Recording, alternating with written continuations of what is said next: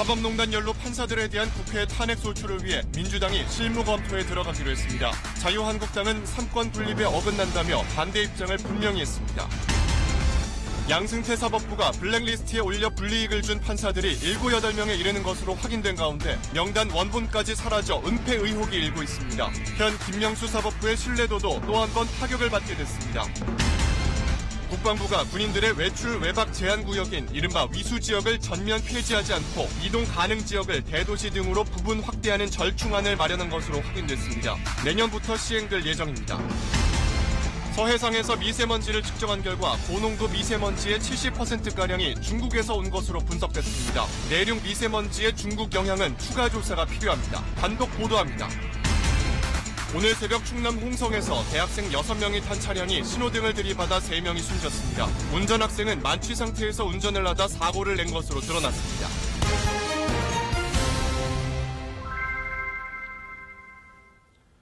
여러분 안녕하십니까? KBS 9시 뉴스입니다. 사법농단 사건에 연루된 판사들을 탄핵해야 한다는 전국 법관 대표회의 의결 이후 국회가 오늘 실무 작업을 검토하기 시작했습니다. 민주당과 평화당, 정의당은 대체로 법관 탄핵 소추에 긍정적인 분위기인데 한국당과 바른미래당은 반대 입장을 분명히 밝혔습니다. 오늘 첫 소식 김현주 기자입니다. 민주당 홍영표 원내대표와 법제사법위원회 소속 의원들의 긴급회동. 사법농단에 연루된 법관을 탄핵해야 한다는 데 뜻을 모으고 탄핵 소추에 필요한 실무를 검토하기로 했습니다. 이 문제는 저희가 실무적으로 검토하고 준비하겠습니다. 그러면서 야당과 논의를 좀 더 적극적으로 해볼 생각입니다.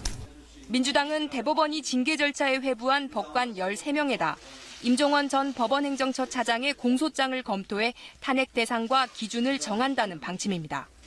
민주당 법사위 간사 송기현 의원은 법사위 소속 의원 2명이 실무 작업을 맡아 최대한 빨리 검토하기로 했다고 말했습니다. 이에 대해 정의당 이정미 대표는 우선 법관 탄핵에 동의하는 정당끼리 논의 테이블부터 만들자고 제안했습니다. 평화당은 아직 당론을 정하지 못했지만 대체로 긍정적인 분위기입니다. 하지만 제1야당인 자유한국당은 법관 탄핵이 삼권 분립 원칙에 위배된다며 반대의 뜻을 분명히 했습니다. 판사가 정치 행위하려면은 정치계로 진출을 해야죠. 인민재판식 마녀사냥으로 이렇게 사법부를 무력화시키는 행위는 대단히 적절치 않습니다. 바른미래당도 사법농단 사건은 검찰 조사 중이고 탄핵 대상을 국회가 특정하기도 어렵다며 현 단계에서 탄핵 논의는 시기상조라는 입장입니다. KBS 뉴스 김현주입니다. 이처럼 여야 간의 생각이 달라서 실제로 법관 탄핵이 이루어질 수 있을지는 미지수입니다. 법관 탄핵은 국회 본회의 의결과 헌법재판소 결정을 거치도록 절차가 까다롭게 정해져 있기 때문입니다. 과거에도 국회에서 2차례나 법관에 대한 탄핵 시도가 있었지만은 모두 중간에 무산됐습니다. 이어서 조태흠 기자입니다. 1985년 야당은 당시 유태흥 대법원장이 시위로 즉결심판에 넘겨진 학생들에게 무죄를 선고한 인천지법 박시환 판사 등을 좌천시켰다며 탄핵안을 발의합니다. 그러나 탄핵안은 본회의에서 투표 끝에 부결됐습니다. 2009년은 촛불 집회 사건 재판에 개입하려 했다며 신영철 당시 대법관에 대한 탄핵안이 발의됐지만 당시 여당이었던 한나라당의 반대에 표결도 못하고 자동 폐기됐습니다. 이번엔 단순 계산으로는 법관 탄핵안 의결이 불가능하진 않습니다. 탄핵 찬성 입장을 밝힌 더불어민주당과 민주평화당, 정의당 의원 전원에 민중당과 여권 성향 무소속 의원이 힘을 합친다면 의결 정족수인 제적 과반을 넘습니다. 게다가 법관들 대표가 스스로 탄핵의 필요성을 인정했다는 점에서 과거 상황과는 다릅니다.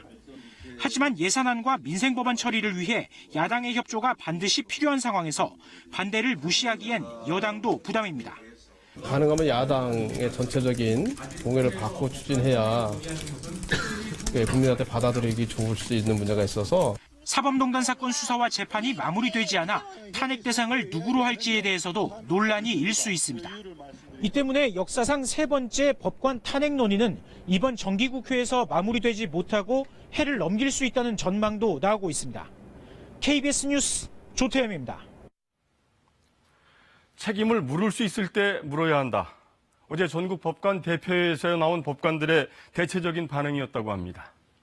당초엔 법관 탄핵 촉구 의결까지는 나오지 않을 것이라는 전망이 많았는데 이런 결론이 나온 건 판사 블랙리스트 의혹이 새롭게 또 불거졌기 때문입니다. 과거 양승태 사법부가 이른바 무리를 일으킨 판사들을 선별해서 인사상 불이익을 줬다는 것이죠. 이 블랙리스트에 오른 판사들이 7, 8명 정도인 것으로 확인이 됐습니다. 게다가 지난해 작성된 이 문건 원본이 감쪽같이 사라져서 누군가 은폐하려 했다는 의혹까지 일고 있습니다. 홍성희 기자의 단독 보도입니다. 딸 잃은 아비가 스스로 죽게 할 수는 없다. 글 쓰는 판사로 알려진 문유석 부장판사가 2014년 한 신문에 기고한 글입니다. 세월호 특별조사위에 수사권과 기소권을 부여해야 한다는 내용입니다. 법원행정처는 무리야기 법관 인사조치 보고서에 문판사를 적시합니다. 세월호 기고글을 문제 삼았습니다. 해당 보고서에는 최선호 부서에서 배제한다고 쓰여 있었습니다. 가고 싶어하는 근무지에 보내지 않겠다는 뜻입니다. KBS 확인 결과 문판사처럼 무리야기 법관으로 찍힌 판사는 7, 8명에 달했습니다. 박노수 판사와 김동진 판사, 김혜영 판사, 송승용 판사, 또 다른 문무전 판사 등입니다. 박상옥 대법관 임명 제청에 반대했다. 원세훈 재판을 비판했다. 이들이 찍힌 이유입니다. 50페이지 분량의 이 보고서는 매년 만들어졌는데 이들의 이름도 매년 올려졌습니다. 검찰은 문건에 적시된 판사들에게 불이익이 가해진 정황도 확인했습니다. 검찰이 확보한 재판 연구관, 해외 연수자 선발 관련 문건. 선발 기준에 무리야기자 배제라고 쓰여 있습니다. 검찰은 앞서 법원행정처를 압수수색해 2014년부터 4년치 무리야기 보고서를 확보했습니다. 그런데 2017년도 원본만 문서함에서 사라진 사실을 확인했습니다. 대법원장의 자필 서명까지 들어간 기밀 보고서가 없어진 겁니다. 해당 보고서를 만드는 데 관여한 법관은 법원의 블랙리스트 자체 조사 당시 계속 해당 부서에서 근무했습니다. 검찰은 누군가 증거를 없애려 한 것은 아닌지 의심하고 있습니다. 검찰은 조만간 경위 파악을 위해 관련자들을 불러 조사할 계획입니다. KBS 뉴스 홍성입니다. 앞서 보신 것처럼 판사 블랙리스트는 분명히 존재했습니다. 그러나 검찰 수사가 시작되기 전에 법원에서 실시한 3차례의 자체 조사에서는 한 사건 블랙리스트가 없었다고 발표했습니다. 어떻게 된 일일까요? 과거 사법부는 그렇다 치더라도 현 김명수 사법부는 진짜 몰랐던 것인지 아니면 알고도 모른 척했던 것인지 사법부의 신뢰도가 다시금 시험대에 올랐습니다. 계속해서 정성호 기자입니다. 대법원이 판사 블랙리스트를 만들었다는 의혹에서 시작된 사법농단 파문. 양승태 사법부 시절 1차 조사가 이뤄졌습니다. 그것도 통합진보당 소송에 관여한 의혹이 있는 이인복 전 대법관이 주도했습니다. 뒤이어 김명수 사법부가 2차와 3차 조사를 실시했습니다. 조사에만 무려 1년 2개월이 걸린 셈이지만 결과는 하나였습니다. 사법부 블랙리스트는 없다는 겁니다. 그럴 만한 이유가 있습니다. 1, 2차 조사는 관련 판사들을 대면 조사하는 데 그쳤습니다. 그나마 3차 특별조사단이 임종원 전 법원행정처 차장과 기획조정실 심의관 등의 컴퓨터 파일을 검증했습니다. 여기서 재판거래 의혹 문건이 쏟아졌지만 여전히 특정 성향 판사에게 인사 불이익을 준 건 확인하지 못했습니다. 의혹의 핵심인 인사심의관실은 제대로 살펴보지도 않았던 겁니다. 블랙리스트는 인사심의관실 문서함에 들어있었지만 사무실 주인도 조사단도 전혀 몰랐다고 주장합니다. 특조단은 그리고 법원행정처는 도대체 뭘 했느냐는 비판이 나오는 이유입니다. 판사 블랙리스트 문건이 확인됐는데 과거에 특조단이 부실 조사한 거 아닌가요? 좀 글을 맞서냈군요, 지금 보세요. 검찰은 조사단이 알고도 넘어갔을 가능성이 있다고 보고 조사 과정 자체도 들여다볼 계획입니다. KBS 뉴스 정성호입니다. 이렇게 법관 탄핵 문제나 내년도 예산안 심사 등을 논의해야 할 국회는 오늘도 멈춰서 있습니다. 한국당에 이어서 바른미래당까지 국회 일정 전면 보이콧을 선언하면서 전국은 계속 꼬여만 가고 있습니다. 현재 국회 상황 어떤지 알아보겠습니다. 안다영 기자, 국회가 내년 예산안 심사 문제로 한창 바빠야 할 때인데요. 참으로 답답하게 됐습니다. 오늘 여야 간의 전국 경색을 타개할 만한 움직임들이 좀 있었습니까? 네, 오늘 하루 국회 상황은 한마디로 분주하게 움직이긴 했는데 서로 남 탓하느라 성과는 없었다. 이렇게 정리할 수 있겠습니다. 여야는 국회 파행의 원인이 된 채용비리 국정조사 여부를 놓고 오늘도 대치를 이어갔습니다. 여야는 오늘 각각 의원총회를 열고 이 문제를 어떻게 할 거냐 논의했는데요. 민주당은 국정조사를 전제로 한 국회 보이콧은 명분이 없다며 야당을 비판했고, 한국당과 바른미래당은 민주당이 국정조사만 수용하면 국회를 정상화시키겠다며 물러서지 않았습니다. 여기에 바른미래당까지 오늘 국회 보이콧에 나서면서 오늘 예정돼 있던 상임위 심사들도 줄줄이 파행됐습니다. 대치 상황이 계속되자 문희상 국회의장이 여야 5당 원내대표들을 모아 중재에 나서기도 했는데요. 야 4당은 정의당이 요구한 당원랜드 채용 비리까지 포함한 국정조사 수용을 전제로 국회 정상화를 여당에 요구했지만 끝내 협상은 결렬됐습니다.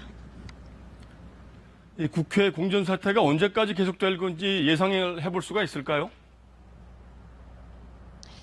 네, 예년 같으면 제 뒤로 보이는 국회 본청은 예산안 심사를 하느라 이 시각에도 불이 환하게 켜져 있을 텐데 지금은 절반 이상의 사무실 불이 꺼져 있습니다.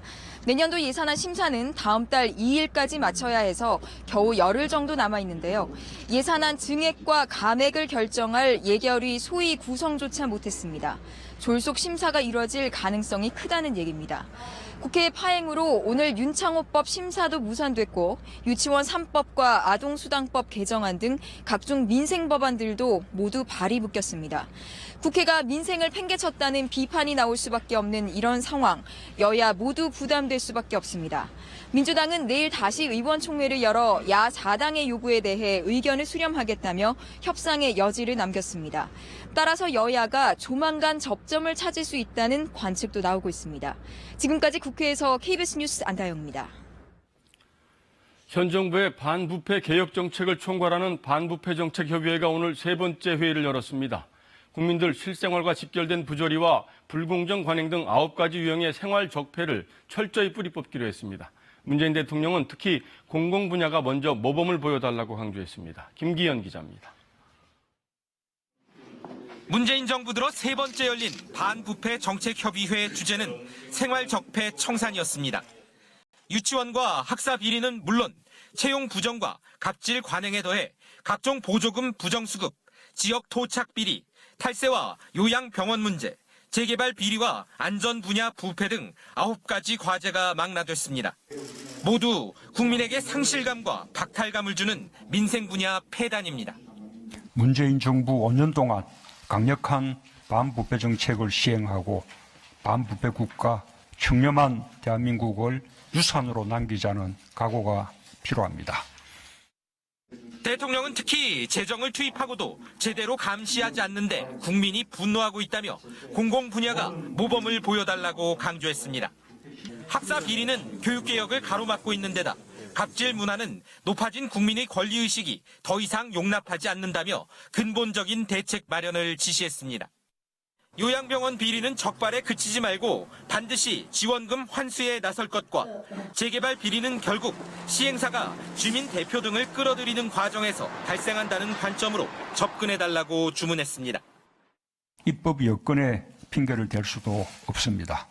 법령 개정 없이도 개선할 수 있는 부분부터 속도감 있게 추진해야 합니다. 정부는 관련 수사를 지원할 경찰청을 비롯한 10개 부처가 참여하는 생활적폐 대책협의회를 구성하고 다음 달 초 첫 회의를 여는 등 분기별로 추진 실적을 점검해 나가겠다고 밝혔습니다. KBS 뉴스 김기현입니다. 군인들이 외출이나 외박을 할 때 벗어나면 안 되는 지리적 범위를 위수지역이라고 하는데요. 국방부가 이 위수지역 규정을 폐지하려다 군부대 인근 주민들의 반발을 고려해 위수지역을 부분 확대하는 절충안을 마련한 것으로 KBS 취재 결과 확인됐습니다. 먼저 그 구체적인 내용을 이철호 기자가 보도합니다. 7사단 장병들은 외출이나 외박을 할 때 강원도 화천을 벗어날 수 없습니다. 마찬가지로 9사단은 파주 문산과 고양 화정, 21사단은 강원 양구에서만 외출 외박을 할 수 있습니다. 이른바 위수지역 규정입니다. 일부 장병들은 이런 규정을 지키지 않고 몰래 대도시까지 나가려다 처벌을 받기도 합니다. 이에 대해 군적폐청산위원회는 위수지역 규정이 개인의 이동권을 과도하게 제한한다고 지적했고 군 당국은 올해 2월 외출 외박 지역 제한을 폐지하겠다고 발표했다가 주민들의 반발에 부딪혀 한 발 물러섰습니다. 일부 제한이기 때문에 그 제한을 좀 더 폐지하고 확대하는 방향으로 국방부와 같이 검토하고 있다는 것이죠.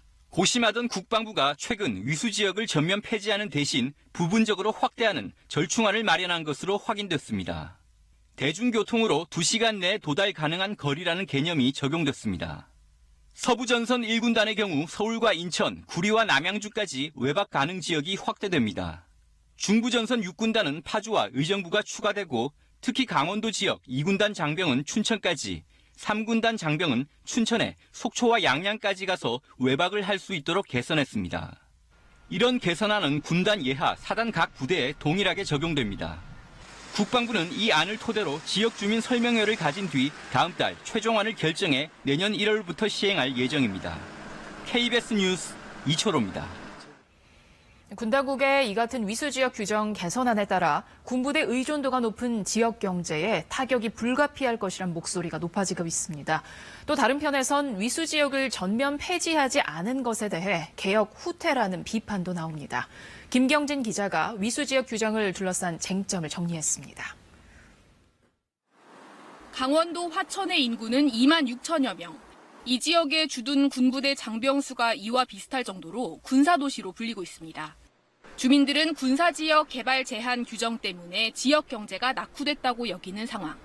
군부대와 장병들에 대한 경제 의존도가 절대적으로 높은 상황에서 외출 외박 장병들까지 다른 곳으로 가면 자칫 소비 위주의 경제 구조가 흔들릴까 걱정입니다.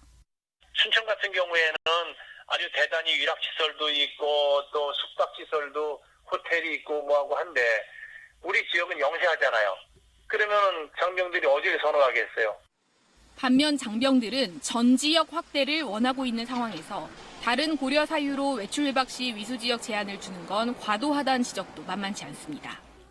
특정 A 지역에 있는 상인이 그 A 지역에 있는 군인들만 대상으로 장사를 하겠다고 하는 생각을 이제 버려야 된다. 그 지역 상권을 살리기 위해서 의무복무를 위해서 가는 것도 아니거든요. 현행법은 전시사변에 준하는 비상사태에 외출 외박 지역 제한 규정이 있을 뿐 평시에 대한 규정이 없는 상태. 다만 지휘관이 부대 사정을 고려해 제한할 수 있다는 국방부 훈령이 있을 뿐입니다. 장병 기본권 보장 측면에서 외출 외박이 가능한 지역을 국방부안보다 넓게 확대할 필요가 있다고 봅니다. 외출 외박 지역 확대 논의는 장병들에 대한 처우 개선 차원으로 시작됐지만 기본권과 지역 경제에 대한 대책 등 새롭고도 본질적인 고민들을 던지고 있는 상황입니다. KBS 뉴스 김경진입니다. 남북 군사 당국은 모레 강원도처럼 비무장지대 내 화살머리 고지에서 남과 북을 잇는 전술도로를 연결합니다. 남북은 이 전술도로를 이용해 화살머리 고지에 묻힌 6.25 전사자 유해를 공동 발굴할 예정입니다.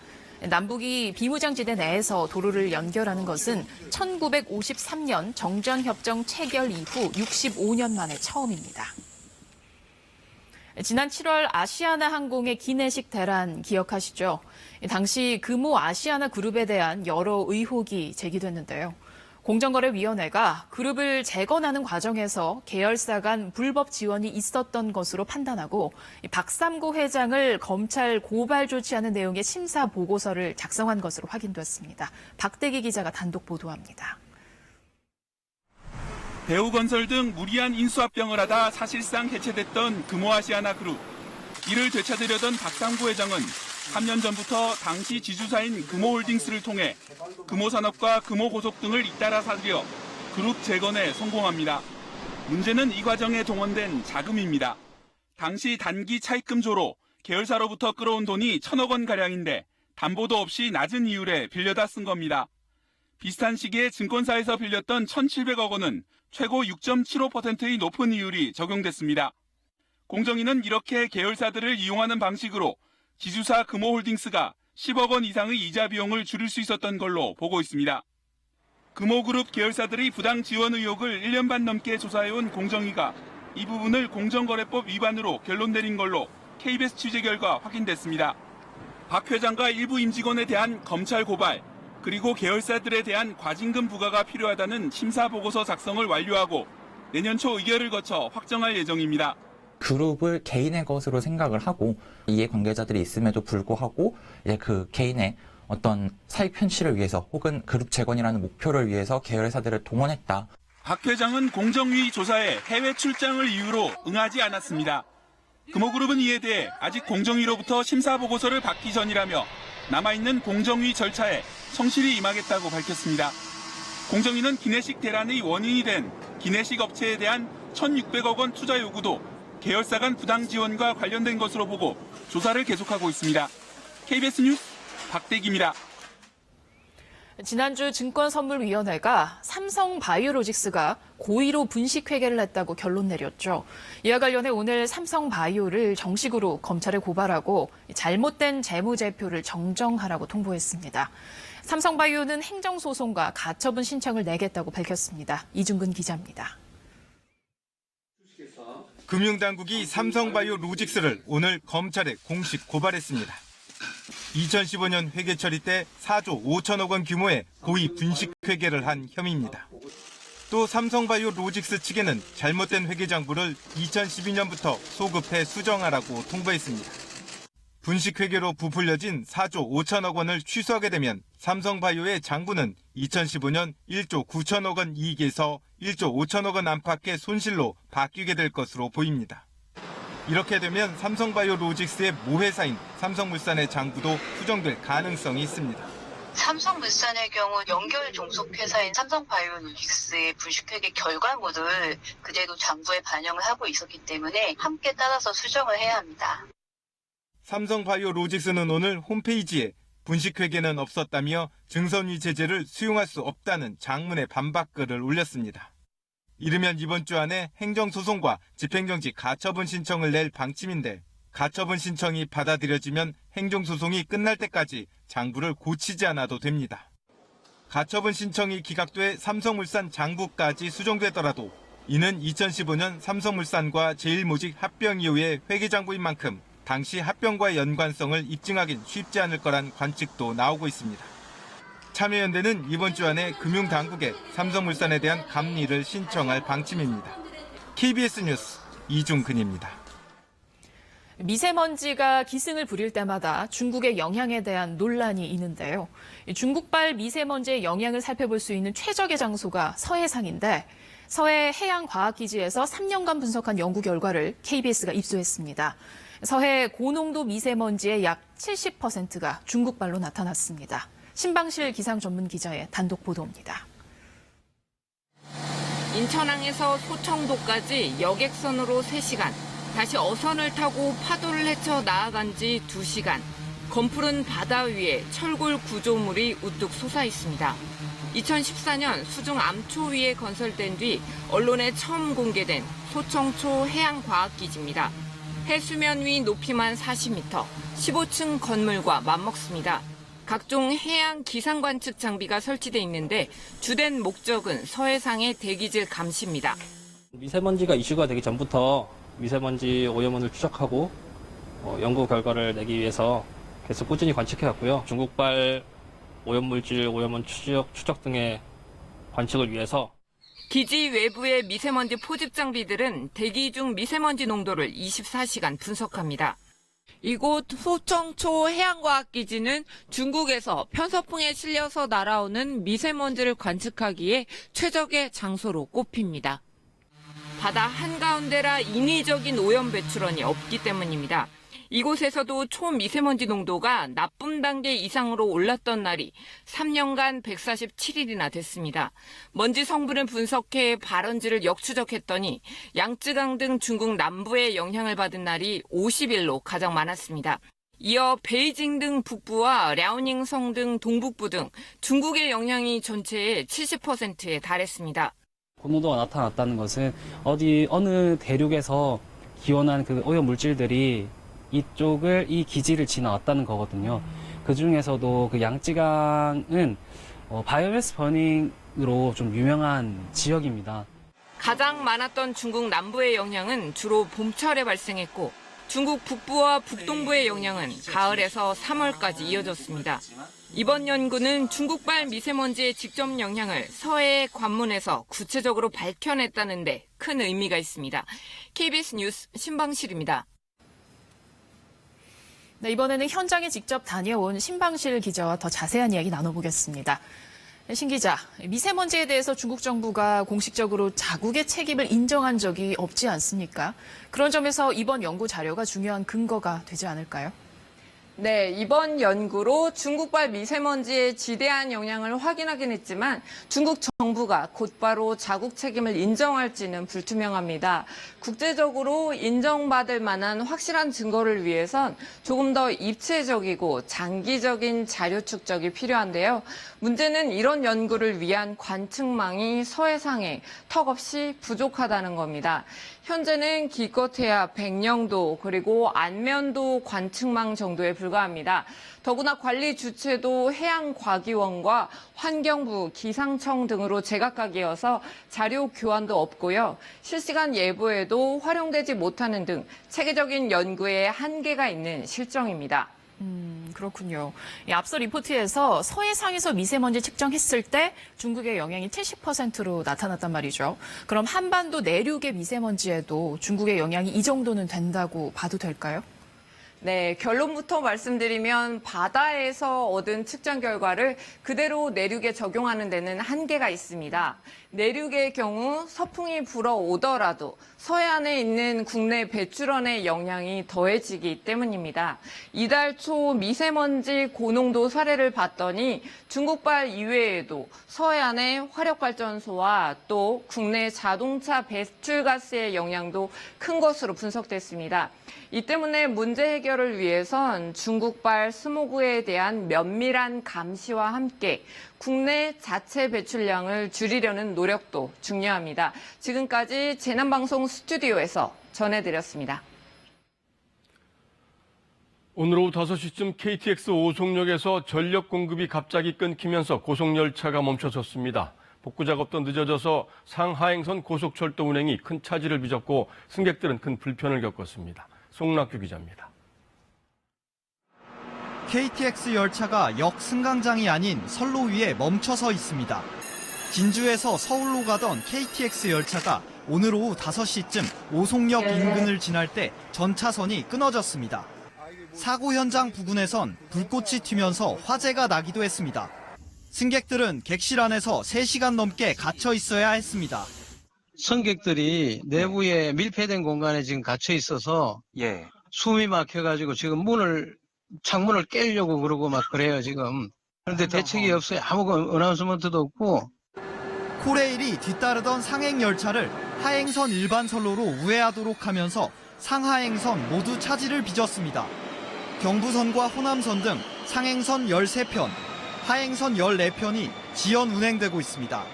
사고 여파로 열차를 타지 못하게 된 승객들은 코레일 측의 안내가 제대로 이뤄지지 않았다며 거세게 항의했습니다. 지연이 예측되는 시간들을 좀 알려주면 우리가 준비를 할 수 있는데 일단 지연이 되면 언제 열차가 도착할지 모르기 때문에 마냥 이제 보면서 기다려야 되잖아요. 코레일이 사고 원인 조사에 나선 가운데 열차 운행은 내일 새벽쯤 정상화될 것으로 보입니다. KBS 뉴스 송낙규입니다. 음주운전에 대한 경각심을 높여주는 사고가 충남 홍성에서 또 일어났습니다. 대학생 6명이 술을 나눠 마신 후에 렌터카를 몰고 가다 길가에 신호등을 들이받아서 3명이 숨졌습니다.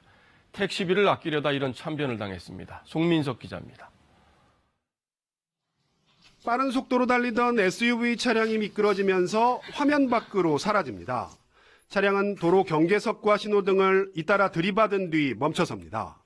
차가 그 신호등을 받으면서 뜯겨지면서 다 분리가 돼가지고 문짝이니 뭐니 다 떨어져 있는 상태고 지금 보시면 이 상태 그대로 처참한 모습으로 그냥 돼 있었죠. 이 사고로 차에 타고 있던 22살 이모 씨 등 3명이 숨지고 운전자 23살 연모 씨 등 3명이 다쳤습니다. 사고 충격으로 뒷좌석에 탄 4명 가운데 2명이 숨지는 등 피해가 컸습니다. 이 사고 차량은 구분기를 과속으로 돌다가 속도를 줄이지 못하고 사고를 낸 것으로 경찰은 추정하고 있습니다. 경찰 조사 결과 연 씨의 혈중 알코올 농도는 면허 취소 수준인 0.101%였습니다. 인근 대학 같은 학과 동기인 이들은 저녁부터 함께 술을 마신 뒤 연 씨가 운전하는 차를 타고 자취방으로 돌아가던 길이었습니다. 택시 대신 학교에 세워져 있던 공유 렌터카를 이용했다 변을 당했습니다.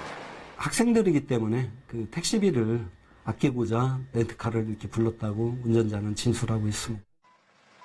경찰은 정확한 사고 원인을 규명하기 위해 국과수에 차량 블랙박스 감식을 의뢰하고 안전벨트 착용 여부 등을 조사하고 있습니다.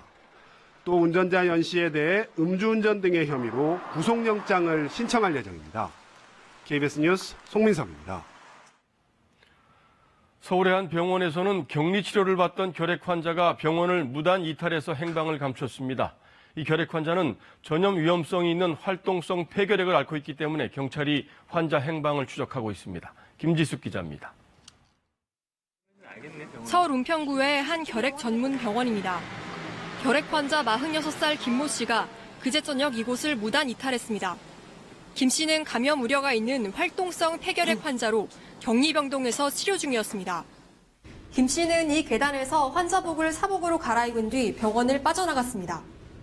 2인 병실에서 4인실로 옮기는 것에 불만을 품고 병원을 나간 것으로 추정됩니다.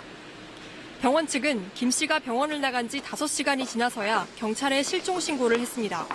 2명 정도 야간에 근무를 합니다. 그런 상황에서 그 방에 라운딩 돌고 다른 데 콜 받고 뭐 혈압제로 가면서 환자 마음만 먹으면 오픈 병동에서 얼마든지 나갈 수 있죠. 정부는 결핵과 콜레라 등 전파 위험이 큰 감염병 환자들을 입원시켜 격리 치료합니다. 무단 이탈할 경우 300만 원 이하의 벌금형으로 처벌될 수 있는데 경찰은 단순 실종 사건이 아닌 현행법 위반 사건으로 수사하고 있습니다. 병원 측은 김 씨가 꾸준히 약을 먹어와 감염 위험성은 높지 않다고 밝혔습니다. 경찰은 김 씨가 서울 은평구에서 영등포구로 이동한 사실을 확인했지만 그 뒤로 전화기가 꺼져 행방이 묘연한 상태입니다. 이 병원에서는 지난달에도 결핵 환자가 병원을 무단 이탈했다 11시간 만에 병원으로 이송된 일이 있었습니다. 2013년부터 4년 동안 중간에 치료를 중단한 결핵 환자는 113명입니다. KBS 뉴스 김지숙입니다. 여성 모델들의 노출 사진을 음란물 사이트에 유포시킨 남성들이 무더기로 적발됐습니다. 대부분 비공개를 조건으로 촬영한 사진들이었는데 피해자 가운데는 유명 유튜버 양예원 씨도 있었습니다. 지영철 기자입니다.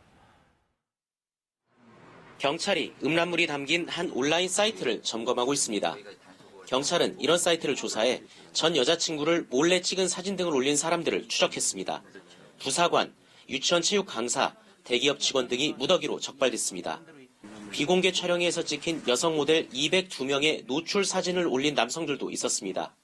사진 유출이 없다는 조건에서 촬영에 응한 모델들의 얼굴과 신체가 공개된 겁니다.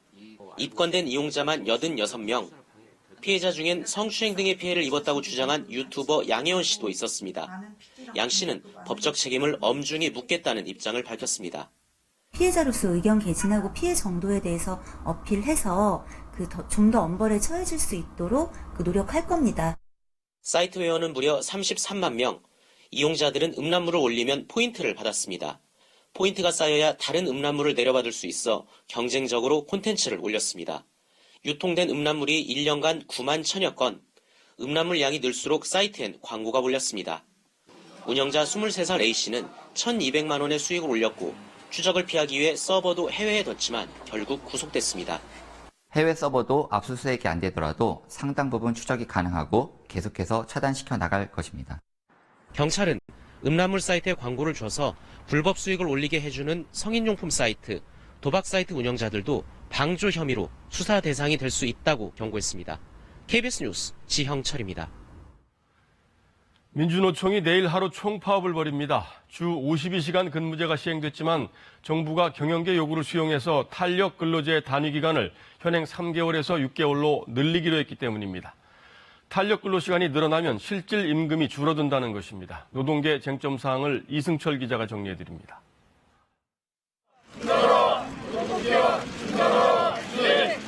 이번 총파업의 핵심 쟁점은 탄력적 근로 시간제 단위 기간 확대입니다. 현행 근로기준법을 보면 현재도 최대 석 달까지, 휴일을 제외해도 주당 64시간까지 노동시간을 늘릴 수 있는데 이 단위 기간이 6달로 늘어나면 최대 6달 동안 주당 64시간까지 가능해집니다.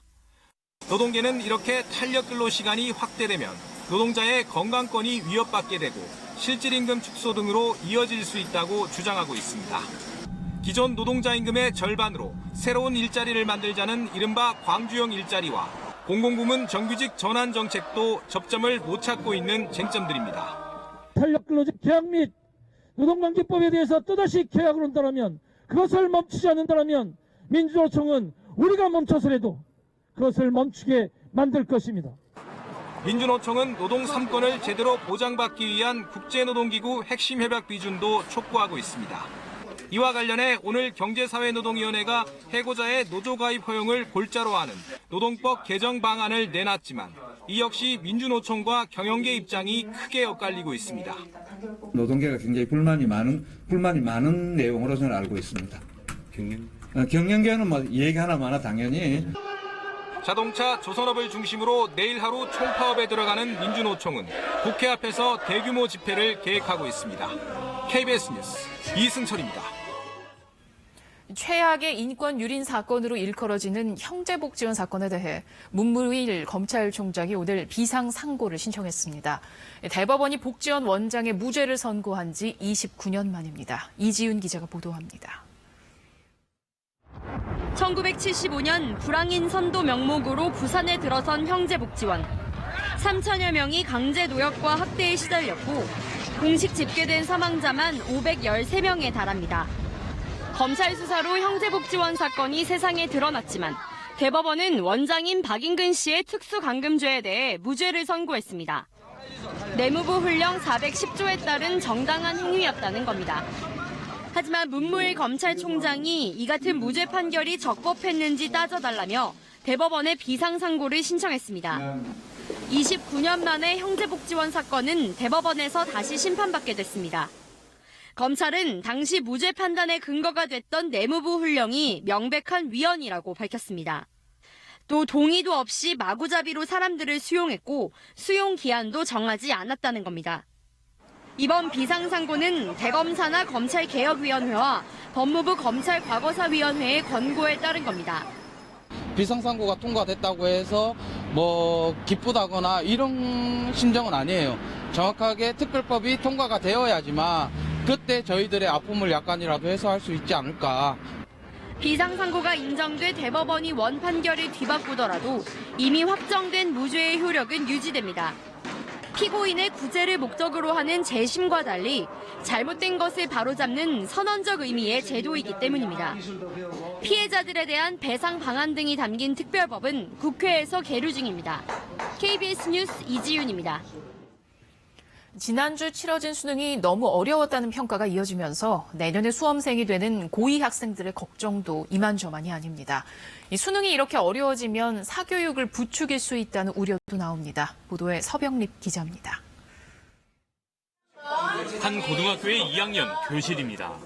저기 수능 문제 풀어본 사람 손 들어주세요.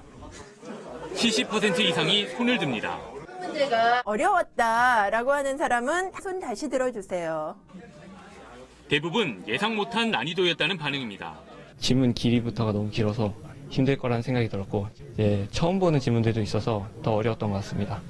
학교 교육만으로 이 수능 문제들을 다 풀어낼 수 있는지에 대해서 굉장히 좀 고민이 됐고 교사와 입시 전문가들도 역시 불수능이었던 지난해보다도 훨씬 어려웠다고 평가합니다.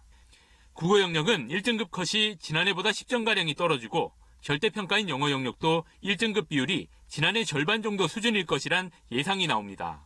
고2 예비 수험생들의 걱정이 커질 수밖에 없습니다. 다음 달 말 개강하는 입시학원 예비 고3반에도 문의가 급증했습니다.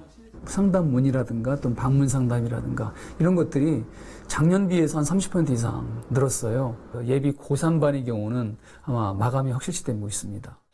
변별력을 갖기 위해 난이도 조절이 불가피하다 해도 정도 이상 어려운 수능은 사교육만 부추긴다는 비판이 나옵니다. 난이도가 자꾸 올라가는 양상이 지속된다면 수험생 부담이 가중되게 되고 이것이 학교 현장에 또 부정적 영향을 미치고 또 사교육 기관을 통해서 해결해야 된다는 인식이 현재 20%대인 수능 위주 전형은 2022학년도에 30% 이상으로 늘어납니다. 앞으로 수능 위주 전형의 비율이 늘어나는 만큼 수험생들의 학업 부담을 줄이기 위해서라도 수능 난이도에 대한 고민이 좀 더 필요해 보입니다. KBS 뉴스 서병립입니다. 세계적인 자동차 기업 닛산의 회장이 자신의 보수를 조작한 혐의로 어제 오후 체포됐는데요.